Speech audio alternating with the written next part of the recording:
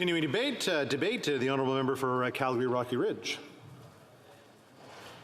Thank you, Mr. Speaker. So today I rise to talk about this Bill 295 and the new offences that it would create in the cases of neglect of seniors. So neglect of seniors and vulnerable people is a serious problem in Canada. Abuse is endemic, and ensuring the protection of vulnerable seniors is a very personal matter for me.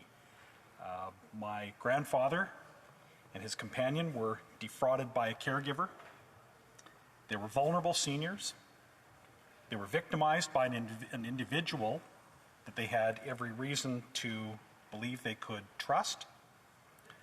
Their circumstances are sadly familiar to the many other families, thousands of other families who have endured seniors' abuse. So they spent the final months of their lives worrying about money, Mr. Speaker. My grandfather's companion of nearly 30 years had to endure not only my grandfather's final months of illness and death, but also the fear of confrontation with the individual that had defrauded them, who remained in their neighborhood. She worried about running into her in the grocery store or at other places around. My grandfather, who was 90 years old and in ill health at the time, did not live long enough to see justice done. The police did not treat the case as a priority, despite the case being relatively simple and straightforward. There was a poster in the police station that was inviting members of the public to report situations of abuse. So the public communication is around this problem, that it is a problem and should be reported to police, and yet the police were slow to act and did not act within my grandfather's remaining time alive. Now, my grandfather was luckier than many. He had the support of family. He wasn't ruined, per se, financially by the fraud. The particular fraud was not sophisticated, and it was detected. Eventually, charges were laid and arrest was made. He was not injured in body, and he was not denied physical care, but he was a vulnerable person, like so many other Canadians. So I thank the member for drawing attention to the issue of vulnerable Canadians through this private member's bill. This is a bill that is welcome. Neglect sadly occurs, not only in institutional settings,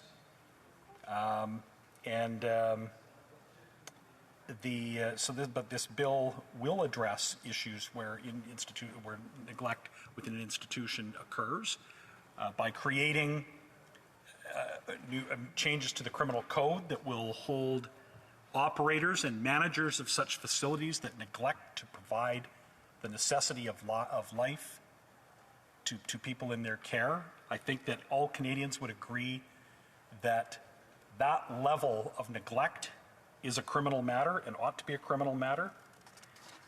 This bill will also allow courts to make an order prohibiting those persons charged with an offense, certain offenses, to be prohibited from working in proximity to vulnerable Canadians, and that's a good step forward as well. There's so much that could be done, Mr. Speaker, and private members, we're all very limited in what we can do and with the one chance we get if we draw a low number for private members' business. So I certainly don't blame the member for all the things that her bill doesn't do, but there are many problems that need to be addressed, including fraud, including emotional abuse that occurs, including violence against seniors, and against abuse, neglect, fraud, and other harms that occur outside of institutional settings. So these are pressing issues that the government needs to deal with. And so I'm disappointed by the government in this case, Mr. Speaker. That's taken a private member's bill to make any effort or any headway on this issue, despite the Minister of Justice's own mandate letter that calls upon him to take action. His mandate letter calls upon him to finalize a proper definition for elder abuse. It calls upon him to get better data on this problem and to establish new offenses and penalties. He has not done so. This bill will, from a private member, but the government that has said that this is a priority has failed to do so. So this bill actually, Mr. Speaker, fulfills a conservative platform piece that I and my colleagues were elected on. So I certainly support her in this, and it doesn't matter to me who gets credit in this kind of thing. We want to make improve the lives of Canadians, and that's what we can often do in private members' business. So I support her efforts, but I'm disappointed in the government for their lack of progress in this area. We have a minister who was tasked with this, and I wish that he had spent more time on protecting vulnerable Canadians than he had on expending enormous effort on this C-21, which is still, they've had to backpedal on those amendments that they put forward at committee. We had C-5 that the minister put forward that actually weakens penalties and sentencing for violent crimes and other crimes. So it's disappointing that we don't have a minister that will take this seriously, but fortunately we do have a private member that is taking a positive step forward. So, and we know, Mr. Speaker, the vulnerabilities of seniors in institutional care, the vulnerability to neglect. This was all laid bare during the pandemic. We heard other members comment on this. The abandonment of vulnerable seniors, the failure to supply the necessities of life to seniors is appalling. And it was appalling to many Canadians, and so action needed to be taken. It's outrageous, really, that the Canadian Armed Forces would be called in to provide care in seniors' facilities. That's not what members of the Canadian Armed Forces, that isn't the purpose of our armed forces. Aid to civilian authority, I mean, that's the most, just not something that we would normally think of for the Canadian Armed Forces.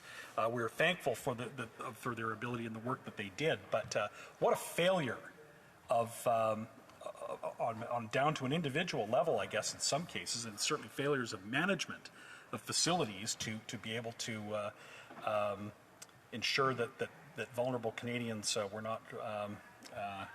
were unable to get the necessities of life. But on the data, the minister's own report says that there's an enormous gap and a failure to understand the extent and patterns of types of abuse.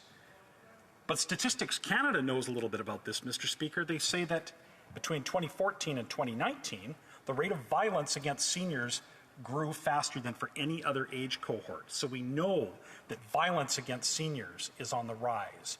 We know that fraud among seniors is on the rise. And so I support what this member is doing with her bill.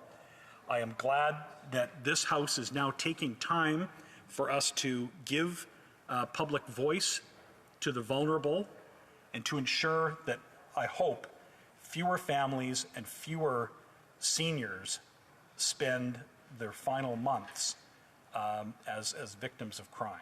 And so with that, I'll end and thank the member for her private member's bill. Continuing debate.